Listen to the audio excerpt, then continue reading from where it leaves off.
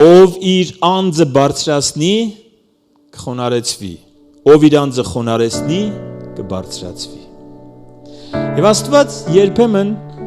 այնքան է սիրում մեզ, որ սկսում է մեզ խոնարհեցնելու ընթացքը։ Սիրելիներ, մարդիկ ոչինչ չեն կարող անել քեզ։ Եթե դու մտածում ես, ինչ որ մարդ իմ կյանքը դարձրել է, չգիտեմ, դժոխք, այս մարդը որ գնա, ոմանք ասում են, չլինի, իմ կյանքը հանգիստ կլինի։ Այդ մարդ չլինի, ուրիշ մարդ կգա։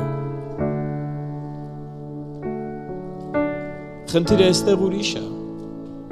Խնդիրը այն է, որ երբ որ դու քեզ խոնարհեցնես, Աստված քեզ բարձրացնելու է։ Պատկերացնում եք, Աստված որոշում է քեզ բարձրացնի, ու դու ասում ես, այսինչ մեկը խանգարում է ինձ։